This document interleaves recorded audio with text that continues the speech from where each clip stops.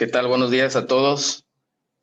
Mi nombre es Óscar Josué Ceja, enfermero intensivista, adscrito aquí al Hospital Regional Universitario y miembro del Colegio ABC de Medicina de Emergencia y Reanimación. El siguiente tema que me tocó es resistencia cero. Preguntarán muchos qué es resistencia cero. Algunos ya han leído, algunos ya han tomado algunos cursos sobre resistencia cero. Resistencia cero es prácticamente es un proyecto que se canalizó para detectar algunas enfermedades, bueno, algunas bacterias, algunos neumococos, pseudomonas que, bueno, tenemos todo el tiempo en el área hospitalaria. Y la idea es que haya esa resistencia cero, así como lo dice resistencia cero, ¿verdad? Ahorita vamos a ver unas imágenes, voy a proyectar unas diapositivas con una información para ir desmenuzando el tema de resistencia cero, ¿sale? Vamos a empezar. Bueno, en las cuestiones previas resistencia cero, dice el STOP, Bacterias Multiresistant o bacterias multiresistentes.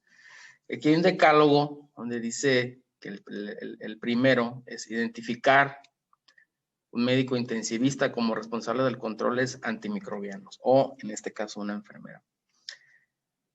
El proyecto de resistencia cero puede ser aplicado no solamente en las unidades de cuidados intensivos, puede ser aplicado en áreas de medicina interna, en áreas de cirugía, donde hemos encontrado pacientes que de llegar con una sola patología, resulta que, bueno, en el área hospitalaria adquieren o se contaminan o se infectan por un neumococo o por un tipo de bacteria, ¿no? Que al estar mucho tiempo, bueno, se hace resistencia. La idea es tomar medidas para que haya esa resistencia cero. Dice, el punto 2 dice administrar antibioterapia empírica activa frente a bacterias multiresistentes solo en infecciones acompañadas de sepsis grave, shock séptico, que tienen alto riesgo de bacterias multiresistentes de acuerdo con la epidemiología local. Hay que identificar una enfermera como responsable del proyecto, puede ser la encargada de la unidad de cuidados intensivos, puede ser la misma supervisora de medicina interna o la misma supervisora de urgencias, pueden ser los responsables. Bueno, en el caso de urgencias no hay problema, ¿no? Las estancias, pues la norma nos marca que el paciente no debe estar más de 8 horas. Entonces, en estancias ya prolongadas donde el paciente se interna, que es donde más se adquieren este tipo de patologías, más sin embargo, urgencias no, el área de urgencias, aunque son, se puede decir, de estancias cortas, entre comillas, que no deben durar más de 8 horas hospitalizados, es decir, en urgencias o el paciente se le resuelve su problema, se va a casa o el paciente se interna de pasapiso, ¿no?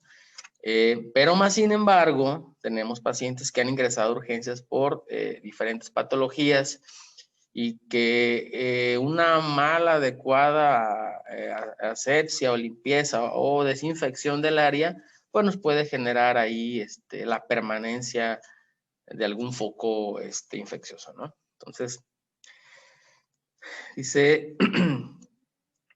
buscar de forma activa la presencia de bacterias multiresistentes en los pacientes ingresados, en este caso en UCI. Vamos a poner un ejemplo, en el caso de UCI al ingreso, y al menos una vez a la semana durante toda su estancia, es decir, el paciente que va a ingresar, hay que cultivar, o sea, hay que cultivarlo, hay que hacer un cultivo al ingreso, ¿sí? Para identificar si ingresa con alguna de estas o en su caso, las adquiere en el hospital y podamos tomar medidas preventivas como las desinfecciones, ¿verdad? se han encontrado, no en este hospital, pero hemos encontrado artículos, ahorita vamos a revisar unos artículos donde se han encontrado, bueno, enterococo resistente a vancomicina, pseudomonas multiresistente, enterobacterias, bla, bla, ¿no? O sea, las que siempre cotidianamente encontramos. Dice, controlar el cumplimiento de las precauciones estándar y de contacto.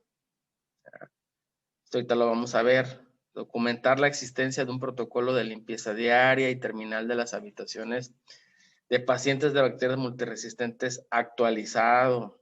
Digo, es lo que se tiene que hacer. Elaborar un documento o ficha de limpieza de material clínico, aparatos de exploración, existencia de la UCI, usados habitualmente en los pacientes. Incluir en la higiene diaria, diaria del paciente con necesidad infectado por bacteria multiresistente productos que contengan clorhexidina al 4%. En caso de sospecha de brote epidémico por bacteria multiresistente, se recomienda realizar tipaje molecular del agente causal para tratarlo. ¿Sale? Bueno, este es el decálogo, se los dejo si quieren tomarle una foto. Este es el decálogo de resistencia cero, es como se debe, es en los 10 pasos que vamos a estar trabajando en el tema sobre resistencia cero.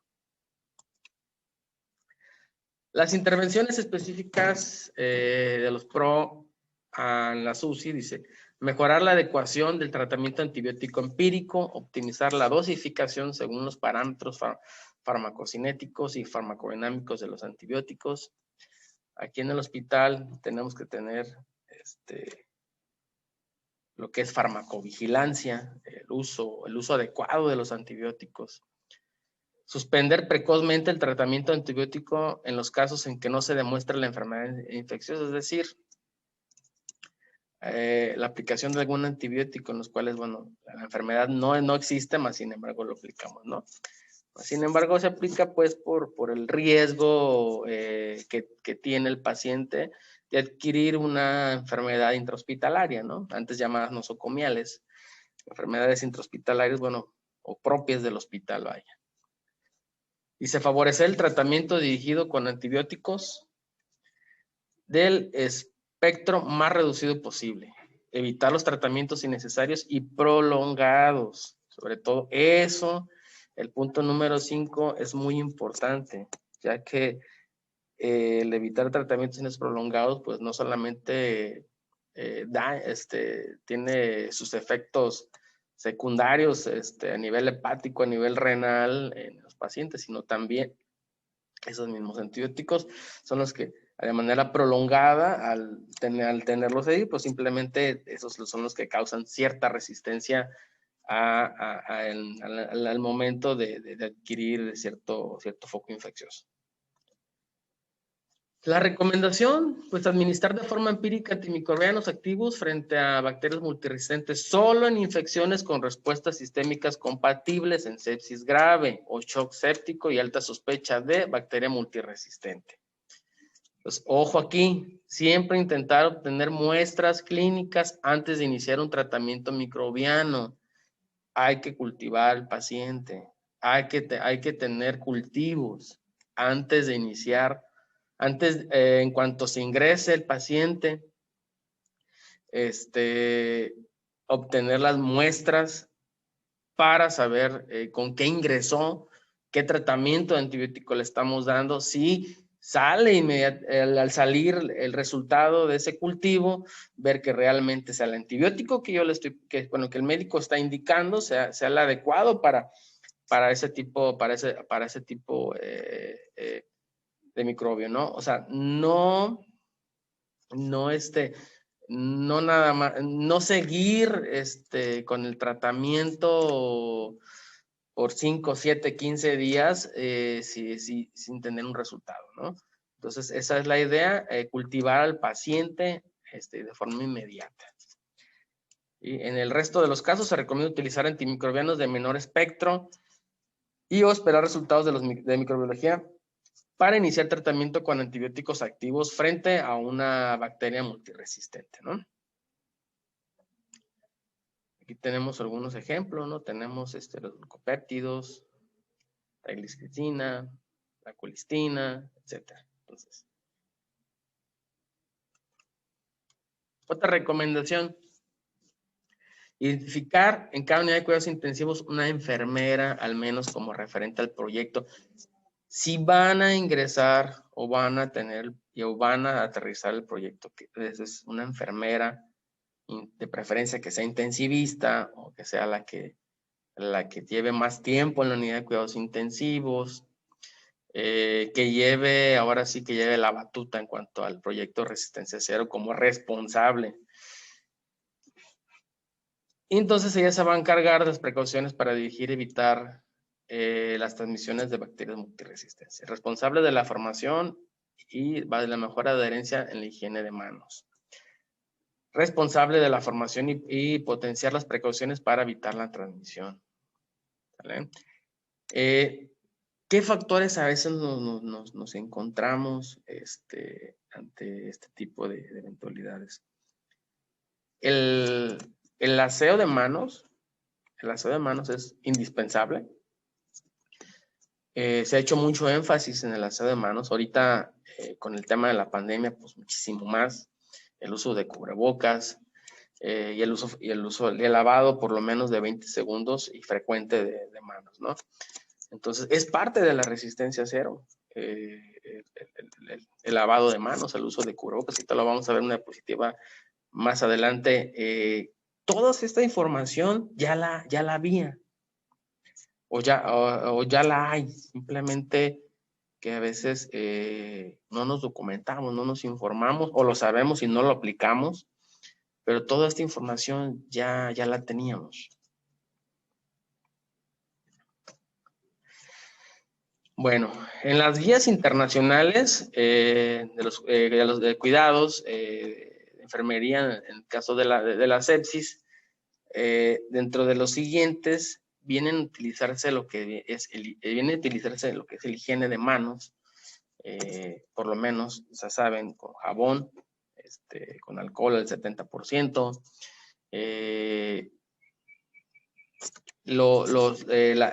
las 5 etapas de lo que es la higiene de manos, cómo debemos realizar la higiene de manos, incluso en los hospitales. Todos como enfermería debemos saber cómo lavarnos las manos, ¿no? Eso no, ahora sí que es algo básico, el saber lavarse las manos. Incluso te puedes encontrar en cada lavabo, te puedes encontrar una información sobre cómo lavarte las manos. No hay pretextos para no saber lavarse las manos. El uso correcto de los guantes, cómo colocárselos, cómo quitárselos. Y el uso de guantes debe de ser individual en cada paciente, es decir, no voy a estar agarrando a mi paciente con los mismos guantes que acabo de utilizar en el paciente anterior o en el paciente que acabo de atender. ¿Qué pasa? Utilizo guantes, me los pongo de forma inadecuada al momento de colocar una sonda Foley, me los quito al momento de colocar una sonda Foley y no me los quito de forma adecuada, estoy tocando ciertas bandejas o ciertas charolas en las cuales al rato mi compañero las va a agarrar y se va a contaminar, va a agarrar otro paciente y así viene la cadena de infección. Entonces, ojo con eso, hay que poner mucha atención, es información que ya la tenemos y que hay que seguirla. Se recomienda realizar una búsqueda activa de la presencia de bacterias multiresistentes en todos los pacientes en el momento de ingreso a la unidad y por lo menos una vez a la semana a lo largo de toda su estancia. A veces esto implica recurso económico, a veces no lo hay, se entiende. Pero bueno, estas son las recomendaciones, ¿no? Que por lo menos al ingresar el paciente, si se ha cultivado, y que por lo menos una vez a la semana a lo largo de toda su estancia, ¿sí? Para encontrar de forma intencional algunos microbianos, pues, que podemos, que se encuentran dentro del área hospitalaria y, bueno, que le estemos aplicando un antibiótico y, bueno, ese antibiótico no le va a hacer nada por la resistencia que hay, ¿no? Entonces, el cultivo de vigilancia activa muestra de control de superficies de diferentes localizaciones, así como de muestras clínicas obtenidas de mucosas o heridas de forma programada, en la que existe una alta probabilidad de presencia de bacterias multiresistentes en pacientes con o sin con o sin infección, ¿verdad? Paciente que viene de un accidente automovilístico, que salió eyectado, que tuvo un escalpe o tuvo heridas en cara, en cráneo, o incluso alguna fractura expuesta en la cual, bueno, el paciente llega con tierra, llega con cierta, llega todo sucio, y a veces eso también no lo tomamos en cuenta. Cultivos de vigilancia. Indicaciones orientadas sobre la localización, rentabilidad de las diferentes muestras de superficie para la investigación de bacterias multiresistentes con fines epidemiológicos, ¿verdad? Entonces, en el organismo vamos a encontrarlas en el enterococos, el estafilococos, la pseudomonas, etcétera, ¿no? Estas son, en crucitas se muestran con dónde se encuentran con mayor, con más frecuencia, vaya. Entonces dice, efecto de la colonización e infección de un primer paciente en la adquisición de los siguientes ocupantes de la misma habitación. Dice, diferentes estudios han identificado la presencia previa de un paciente colonizado infectado como factor de riesgo para la adquisición del mismo patógeno por un nuevo ocupante por la contaminación residual de la habitación. Es decir, cuando aquí tenemos en el hospital aislados que tienen que ser desinfectados, que tienen que ser fumigados, vaya. O no fumigados, ya no se utiliza la palabra fumigación, se tienen que sanitizar. Esa es la palabra correcta, sanitizar, hacer una limpieza exhaustiva de los aislados. En los aislados comúnmente se meten pacientes con VIH, que ingresan con ciertas enfermedades, con tuberculosis, con pacientes que llegan con unas neumonías muy marcadas, muy feas, en las cuales, bueno, el paciente dura 7, 8, hasta 10 días puede durar en el aislado. Paciente con VIH grave, con varias complicaciones. Y bueno, al momento de que se egresa el paciente, el cuarto debe de ser sanitizado. Eso se tiene que hacer. Dice, y hay cosas, bueno, que no se solucionan solamente con el lavado o la desinfección. Se tienen que hacer cultivos y tratar del resultado que se obtiene de esos cultivos, tratar de desinfectar con cierto químico o cierta sustancia para que sea limpiado. Yo nada más pregunto, ¿cuántas veces los filtros de los hospitales, los conductos de aire acondicionado, cuántas veces han sido sanitizados, limpiados? ¿Cuántas veces hemos visto conductos de aire todos negros, incluso hasta con, si hacemos un acercamiento con un microscopio electrónico, yo creo que encontraremos hasta hongos ahí, ¿no? No solamente algunas, agentes microbianos, sino vamos a encontrar de todo vamos a encontrar en esos filtros. Entonces, los factores de riesgo al ingreso en la unidad de cuidados intensivos para identificar pacientes con elevado riesgo de ser portadores de bacterias multiresistentes, se considera paciente de riesgo para presentar o desarrollar infección por bacterias multiresistentes a todo aquel que presenta al ingreso a la unidad de cuidados intensivos al menos una de las siguientes condiciones: ingreso hospitalario mayor a 5 días en los últimos 3 meses. O más de 5 días en los últimos 3 meses. Más bien. Pacientes déjame mover un tantito el puntero. Pacientes. Ahí está. Pacientes ¿Cuáles son los que se encuentran en prisión, centros sanitarios, residencias de ancianos? Ahí son focos, son focos. Colonización, infecciones conocidas ya, que sean conocidas por bacterias multiresistentes. Que se tomó un cultivo en cierta área y salió con bacterias multiresistentes. Sabemos que ahí se están alojando. La antibioterapia durante más de 7 días en el mes previo. Pacientes con insuficiencia renal crónica sometidos a hemodiálisis o diálisis peritoneal ambulatoria continua. Pacientes con patología crónica susceptibles de colonización, fibrosis quística, bronquiectaxias, úlceras crónicas, etcétera, ¿no? Con alta incidencia de colonización e infección por este tipo de bacterias. En estos casos deben aplicar las precauciones de contacto de manera preventiva y esperar los resultados de la muestra microbiológica de vigilancia. Entonces, ojo, hay que estar detrás de lo que es de vigilancia epidemiológica.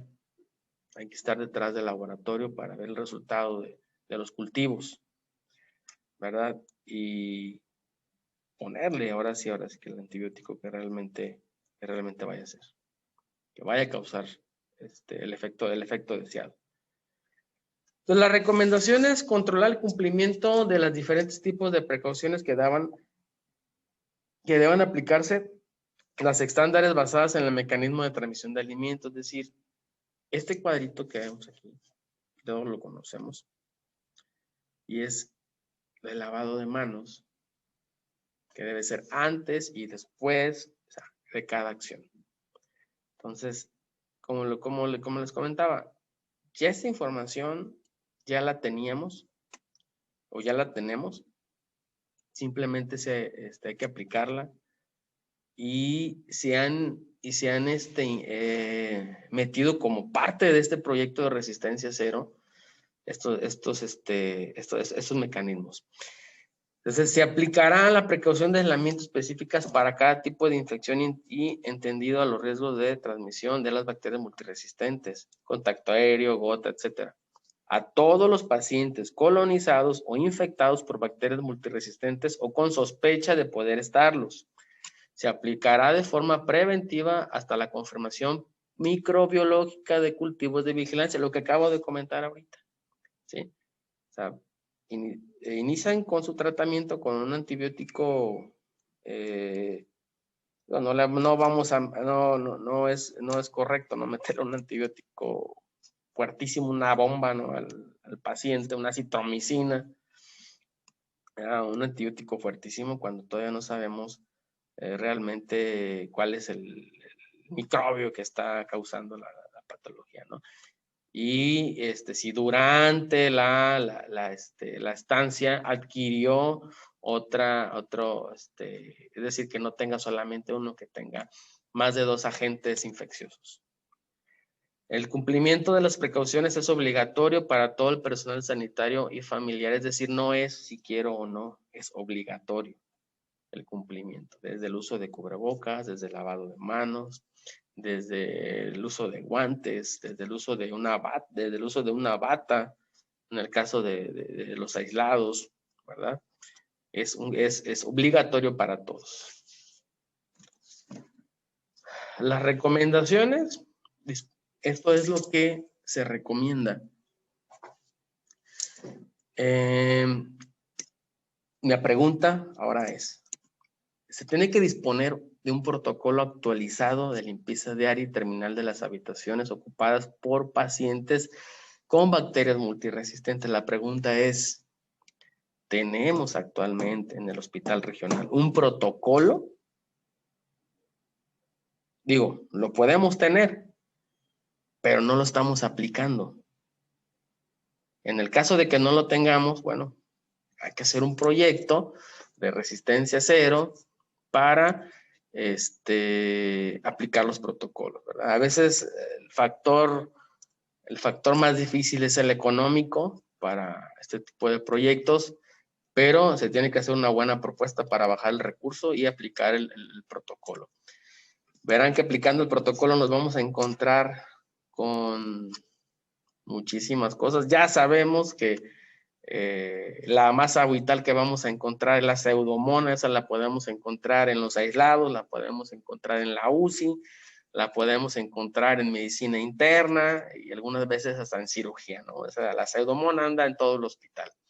Lo que tenemos que hacer es un protocolo para detectarla y un protocolo de desinfección y los cultivos que tenemos que aplicar en el paciente de forma inicial al ingreso, los cultivos que tenemos que aplicar semanales para estar monitorizando al paciente de cómo ingresa y cómo está actualmente, si el antibiótico que se le está aplicando al paciente es el antibiótico correcto para el agente microbiano que se detectó en el cultivo, de lo contrario se suspende el antibiótico y se le pone el antibiótico correcto para el agente microbiano que se está encontrando ahí en el paciente. Eso es lo que se tiene que hacer, ¿vale?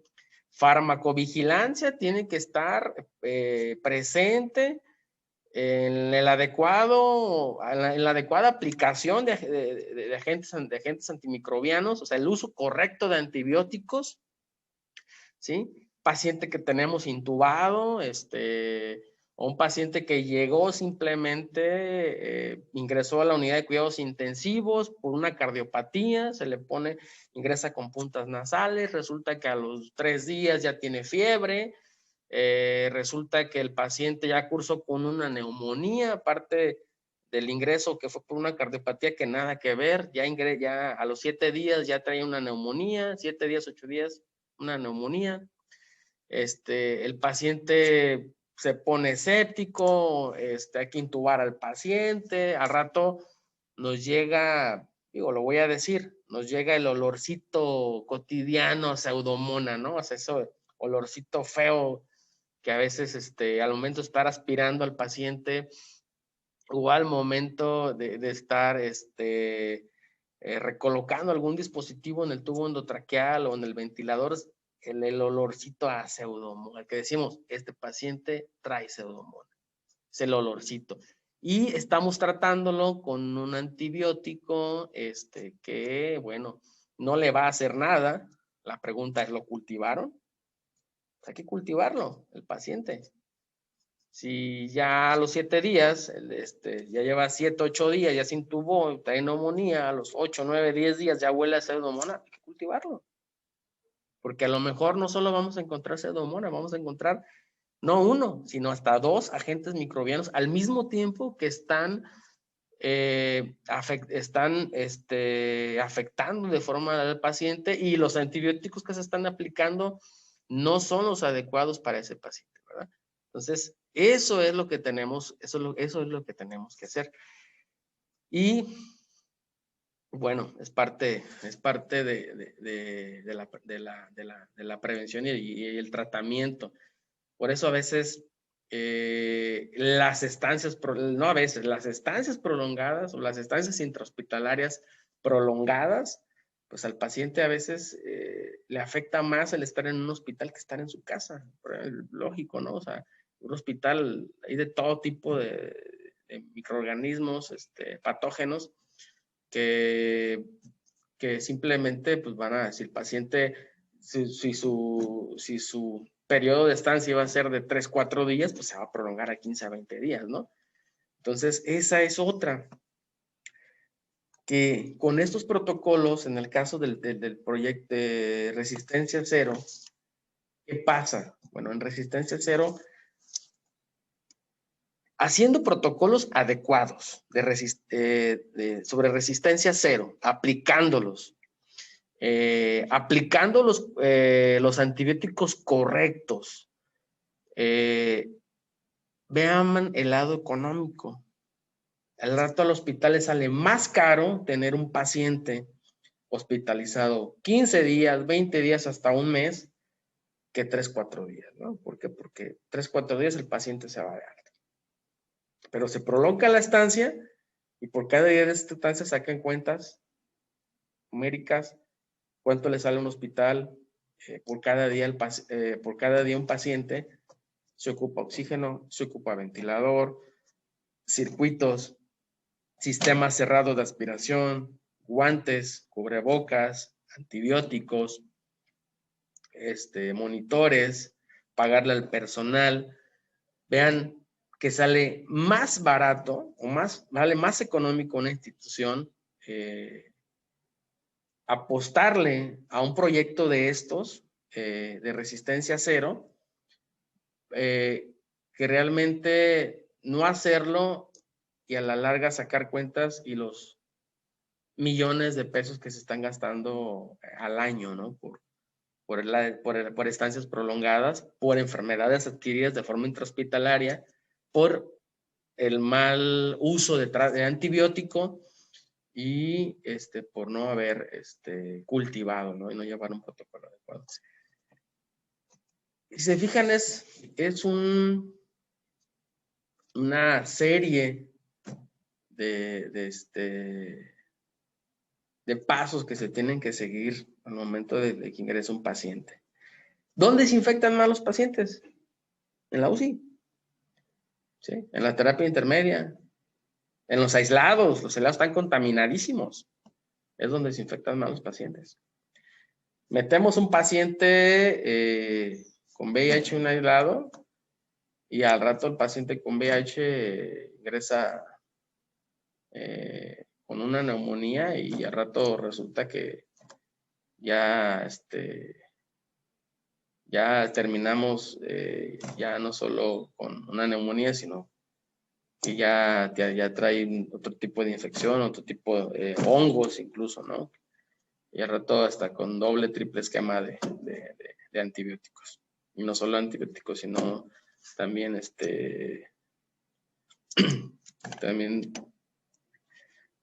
medicamentos todavía más fuertes que terminan todavía por dañar fisiológicamente al paciente. Digo, a la larga, ¿no? No ese momento, pero a la larga, ¿no? Porque también los antibióticos pues, también causan un daño hepático, también dañan un causa renal. No nada más administrarlos de forma empírica, ¿verdad? Que de eso se trata, de no administrar de forma empírica los antibióticos, sino que sepamos qué tipo de microorganismo patógeno es el que está infectando al paciente o el que lo está atacando, para saber qué tipo de antibiótico es el que vamos a administrar. Entonces, dentro de las otras recomendaciones son elaborar una ficha o documento de limpieza de material clínico y de los aparatos de exploración ya existentes y de uso común en los pacientes ingresados, ¿verdad? Material ¿con qué frecuencia lo vamos a hacer? Productos. Los ventiladores, simplemente. ¿Cada cuándo se están limpiando? O se están se les está aplicando una desinfección, una limpieza y desinfección. ¿Cada cuándo se cambian los filtros internos que tienen, que hay que estarlos cambiando cada cierto tiempo? Que debería ser digo, ahorita con el tema de COVID, pues con mayor frecuencia se deben de estar haciendo desinfecciones, ¿no? Los productos, ¿con qué vamos a limpiar? No vamos a limpiar un ventilador con agua y jabón, pues lógicamente que no. Tenemos que utilizar productos desinfectantes que no dañen al ventilador, ¿verdad? Y que sí sean efectivos, que sí desinfecten realmente, ¿verdad? Que no sea pura agua lo que le estamos aplicando, que sea un desinfectante adecuado para tipo de equipo o aparatos electromédicos, ¿no? Que no los vaya a dañar también.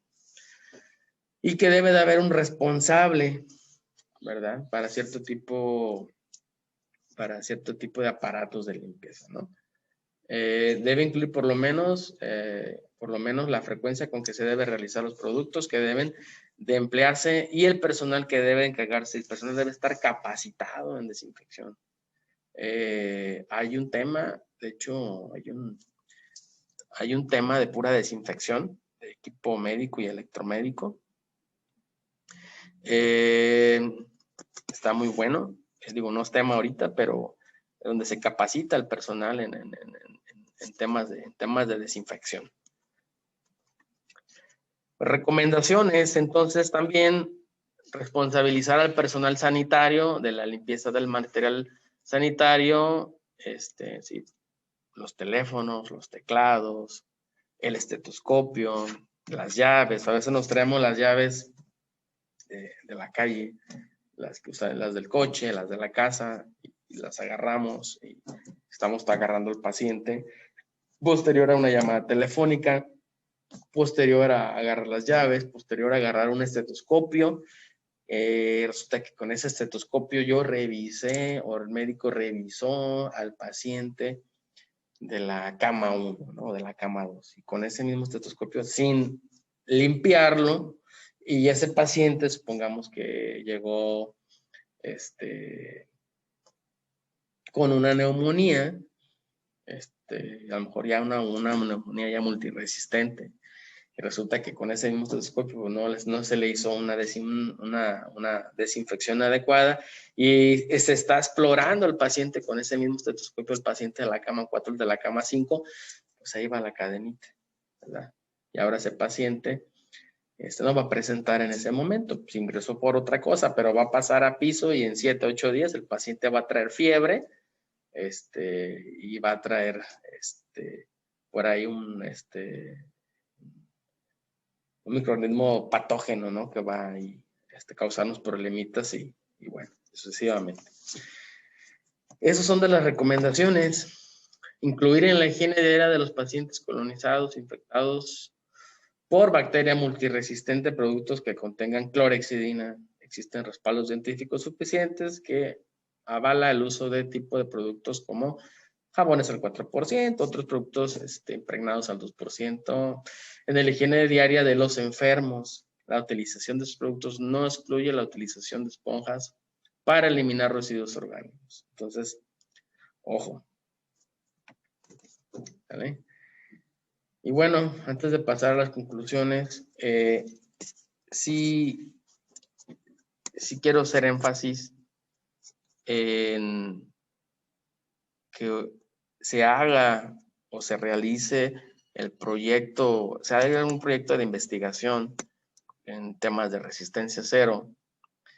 Sería muy bueno realizarlo aquí en el hospital regional, ¿verdad? Y tomar medidas.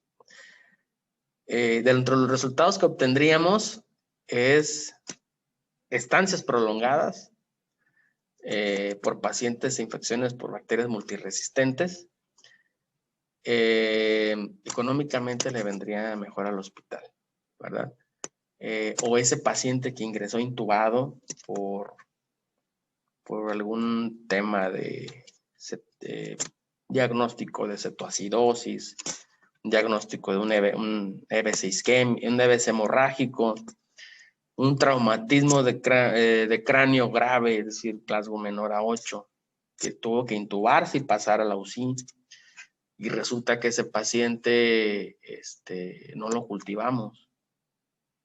O mejor aún, si lo cultivamos y vemos, y cada semana lo estamos monitoreando y estamos viendo qué tipo de patógeno está ahí haciéndole ruido, que podamos tratarlo. Entonces el paciente ya le mejoramos su sustancia, le mejoramos su condición de vida.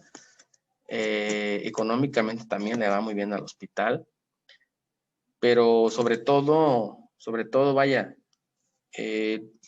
paciente, imagínense que ingrese por un EBC hemorrágico a la UCI, que luego haga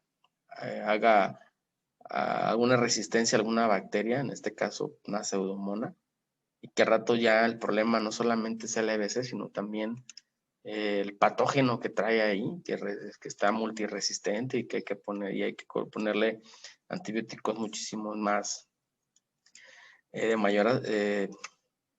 mayor potencia, se puede decir, que ya no solo si teníamos que preocuparnos por el EBC hemorrágico, ¿no? Y porque el paciente neurológicamente vaya avanzando día por día, sino que ahora tratar de eliminar a esta agente patógeno ya es doble todavía. Entonces, esa es la idea del proyecto de Resistencia Cero. Hay muchísima información sobre Resistencia Cero. Es un curso de varios días. Yo solamente tengo 50 minutos para presentarlo. Quise presentar lo mayor información que pudieran para darse cuenta de qué es lo que se trata con el tema de Resistencia Cero. Es un tema de varios días. Se tienen que crear formatos para registrar, llevar la vigilancia. Se tiene que invitar a farmacovigilancia, se tiene que invitar al área de epidemiología, se tienen que involucrar los jefes de servicio, los jefes de enfermeras, el jefe de enfermeras de piso. Se tienen que enrolar todos, el personal, ¿sí? Porque es una vigilancia que tenemos que hacerla todos, y son protocolos que tenemos que seguir todos desde que ingresa el paciente hasta que se hospitaliza y hasta que se egresa incluso, por las áreas que se tienen posteriormente que desinfectar. Entonces, pues, y hacer énfasis en el uso adecuado de antibióticos, ¿verdad? Se administran antibióticos al ingreso del paciente de forma empírica, pero si cultivamos al paciente podemos ver realmente si el paciente, y luego a la semana, si lo volvemos a cultivar, podemos saber si se le está aplicando el antibiótico correcto, y por el tiempo correcto incluso, ¿verdad? Entonces, ese es a lo que quiero llegar con la información que les estoy transmitiendo. Si tienen alguna duda, alguna pregunta, adelante. Estas son las conclusiones, ¿no? Entonces, la aplicación de las recomendaciones del proyecto Resistencia Cero es factible en todas las unidades de pacientes críticos. Puede ser hasta incluso en medicina interna, en los aislados de medicina interna. Los resultados parecen depender más de las constancias del mantenimiento de las recomendaciones del modelo de la unidad. Algunas recomendaciones pueden ser extensibles a otras áreas hospitalarias, que es lo que les comentaba. Puede extenderse esta vigilancia de Resistencia Cero, se puede extender a otras áreas, no solamente a la unidad de cuidados intensivos, sino también a otros servicios donde se aplican antibióticos, pacientes donde se han complicado por otro tipo de factores o que adquieren otro que adquieren bacterias multiresistentes, ¿no? En medicina interna no me digan que no, tenemos Pseudomonas, que es la más común, pero en fin, esta es muchísima información, les digo, es muchísima información. Lo que quiero es crearles una pequeña inquietud, una pequeña inquietud más que nada para quien guste tomar el curso de Resistencia Cero y hacer un proyecto en el hospital, ya sea en el ISSSTE, en el Seguro, en la Secretaría de Salud, en algunos hospitales privados, pues adelante, ¿no? Sería buenísimo, y sobre todo el impacto económico que vendría a la larga en los hospitales. De mi parte sería todo, agradecerles por su atención, y bueno, si tienen alguna pregunta, adelante, con mucha confianza se las contesto, ¿no? El proyecto Resistencia Cero no solamente se aplica en México, hay hospitales en otros países que lo están aplicando, en Europa sobre todo, España, Francia, Italia se han estado aplicando proyectos sobre este tipo, ¿no? España es el que ha hecho mucho boom en el área de investigación sobre Resistencia Cero. Entonces, si tienen alguna pregunta, pues con mucho gusto, ¿no? Y muchas gracias a todos.